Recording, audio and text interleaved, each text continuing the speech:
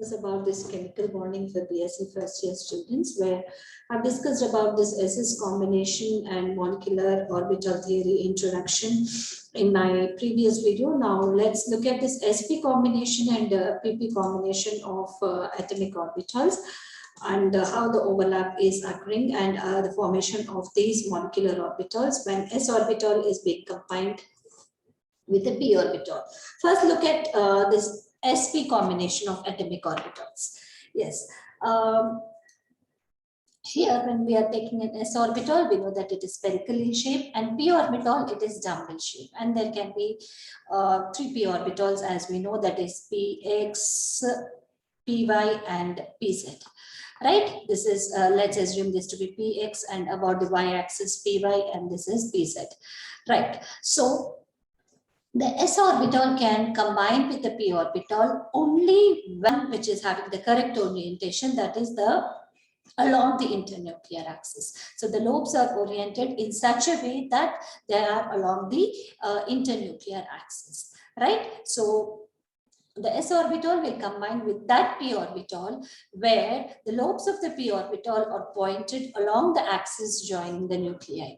That means it should be, the lobes should be along the internuclear axis. This is the nucleus of one, this is a nucleus of another one. They should, the lobes are pointed in such a way that they are oriented along the axis. Right. Now, there are two types of combinations, that is in phase and out of phase, where the lobes which are overlapping must have the same sign. That means the addition, in other words, where this one is positive, this one is negative. And first is, we have px and s orbital, where this is the positive lobe of this overlapping with the positive, resulting in the bonding molecular orbital, which is sigma. Right. So out of phase overlap, this is a positive, this is a negative lobe, where positive of this s orbital is overlapping with the negative lobe of the p orbital, resulting in this anti-bonding molecular orbital, where we are designating by sigma star. Right. In the formation of these two molecular orbitals, that is sigma bonding molecular orbital, where this is called as psi g, it means G for G-rayed or even. I've discussed about the G-rayed and un-G-rayed in my previous video. You can look at it. And out of phase overlap results in the molecular orbital with a wave function of psi, which is un-G-rayed, represented by U. That means it is not having any symmetry. The bonding molecular orbital is having symmetry. That is why the G-rayed here. And we can see that the electrons here, the density is concentrated in between the two nucleus here.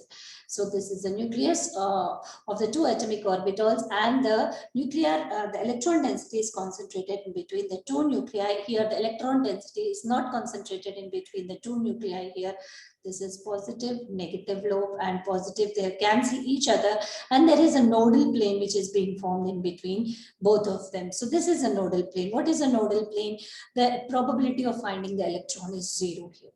Right, there's a probability of finding the electron in between the two nuclei here is 0 here. That is why there is a node formation. But here, the bonding molecular orbital, the probability of finding the electron in between the nuclei is more, resulting in the formation of sigma bonding molecular orbital, which is lower in energy when compared to that of any of the two atomic orbitals.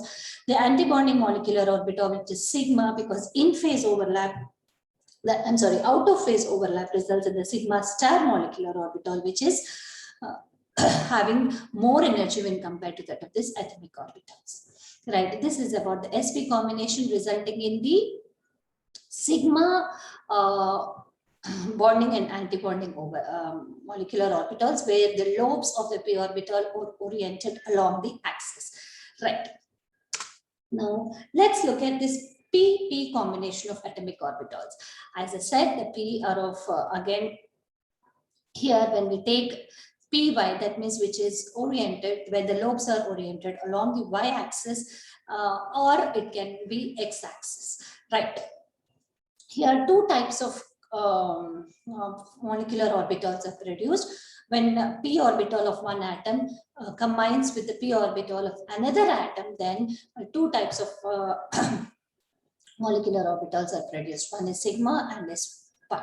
So formation of sigma and formation of pi. When is sigma formed?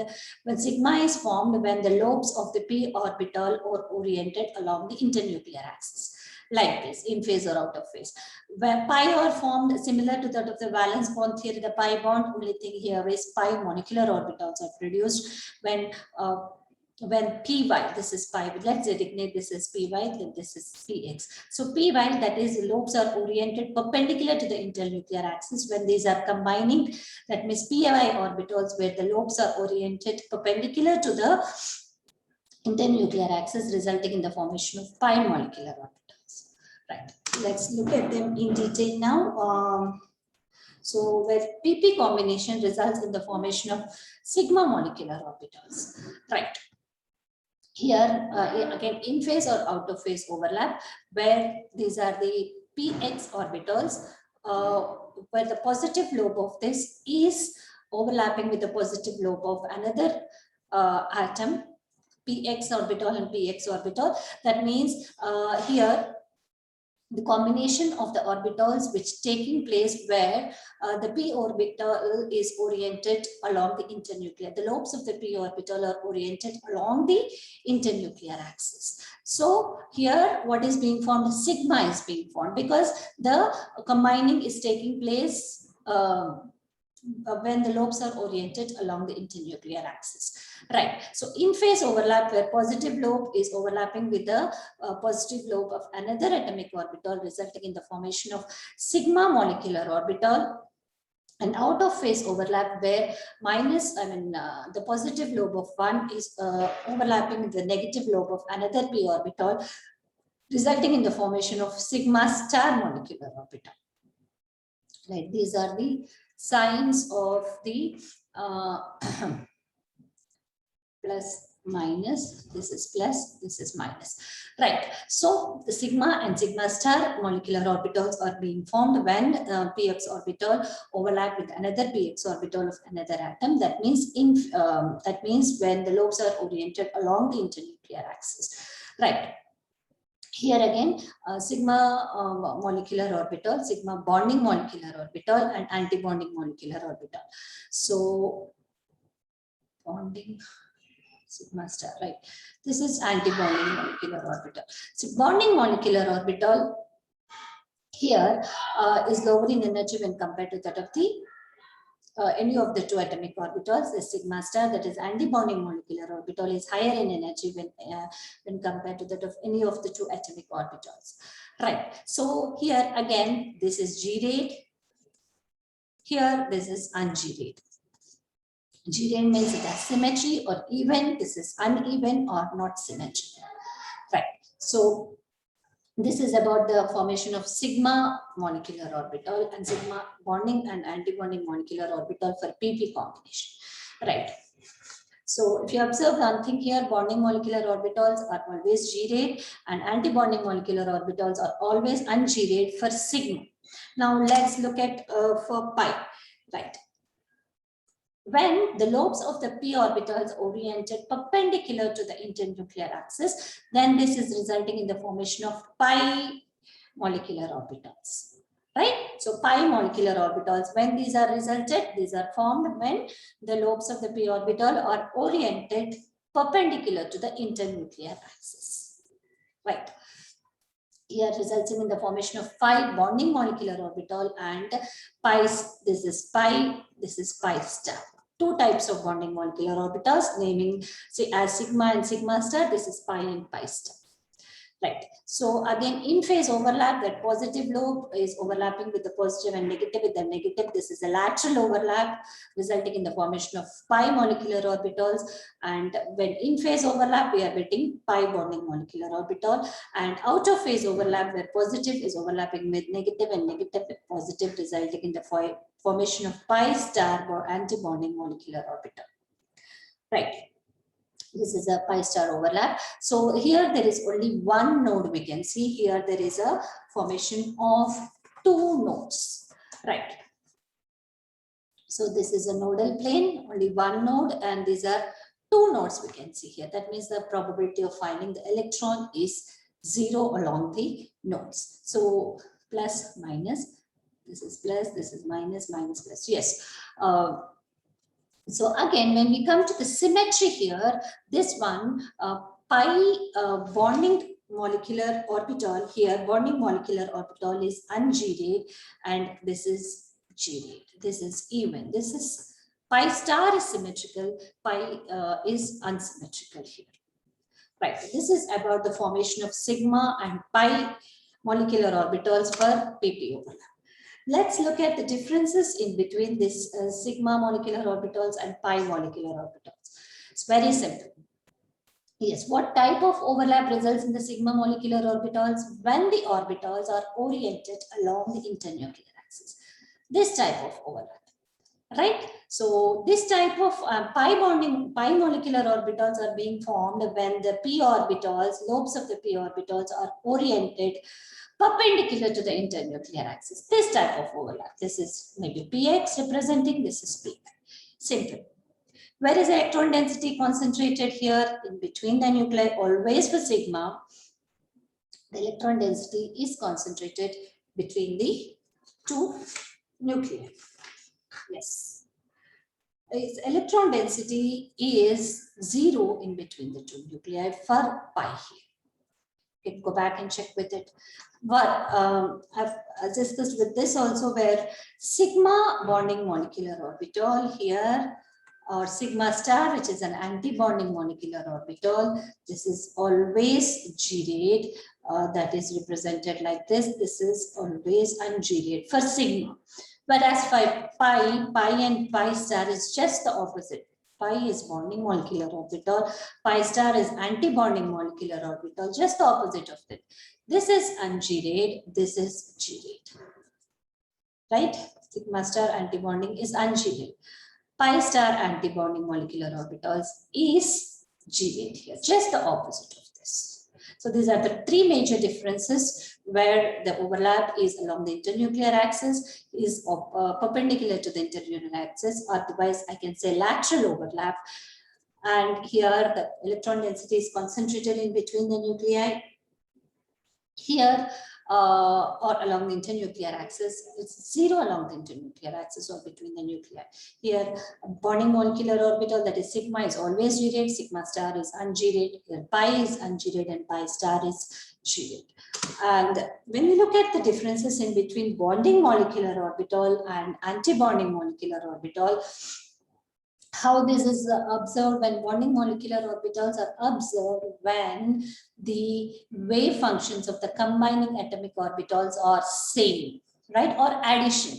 So for example, if I'm taking s orbital and s orbital, this is s. If both are plus, then it results in the formation of what? Bonding molecular orbital. When anti-bonding molecular orbital, one is plus and one is minus. This is s orbital, or in other words, I can say subtraction also. This is addition. This is subtraction. Right. Always bonding molecular orbital is lower in energy than that of this combining orbitals. We have seen this already. For example, I'm taking the s here, 1s maybe. Just for example, this results in the formation of one bonding molecular orbital, anti-bonding molecular orbital. Right? So anti-bonding bonding molecular orbital is always lesser in energy when compared to that of the atomic orbitals. Anti-bonding molecular orbital is always higher in energy when compared to that of the combining orbitals. Right? This is stable because this is lower in energy when compared to that of atomic orbitals. It is unstable because it is higher in energy when compared to that of the atomic orbitals. Right? So where is electron density concentrated in this here? So when SS is combined, for example, it results in the formation of this type of molecular orbital, right? Where the electron density here is concentrated in between the two nuclei. If these are the two nuclei here, the electron density is concentrated in between the nuclei, thereby stabilizing the molecule. Thereby, it is when the electron density is concentrated in between these two nuclei, it will not allow the nuclei to repel each other. It is stabilizing these two nuclei. That is why it is lower in energy. Whereas this one, okay. Electron density is concentrated not in between the nuclei, not along the internuclear axa. For example, outer phase overlap will result in this type of antibonding molecular orbital. For SS overlap, this is a nodal region, and these are the two nuclei. So in between the nuclei, the concentration is 0. This is plus, this is minus. Both are cancelling each other, so the electron density or probability of finding the electron in between the two nuclei is 0. Right? That is why it is destabilizing the molecule. These two nuclei are not held together because they repel each other. There is no electrons in between. They repel each other. They try to go away from each other, resulting in the instability of the molecule. Right? So it results in bonding. That is why I said it bonds the molecule. It results in non-bonding because it repels the two atomic orbitals, or two atoms, not atomic orbitals. Okay, nuclear repulsion is shielded. That is what I said. See, if the electron density is concentrated in between the nuclei, it will shield these two nuclei, thereby holding them together. Here, the electron density is not concentrated in between the two nuclei, thereby these two nuclei are not shielded. They will face each other, so they repel each other. See, nuclear repulsion is not shielded. There is no node here, but there is one node here where the probability of finding the electron is 0. See, so it has a node perpendicular to the bond axis. So the bonding molecular orbital, how they are represented as sigma or pi or delta. This is how they are represented with the star here, sigma star or pi star or delta star. This is about the SS combination and PP combination of atomic orbitals, and the whole chapter has been discussed on my YouTube channel, and the details of it has been given in the description box below.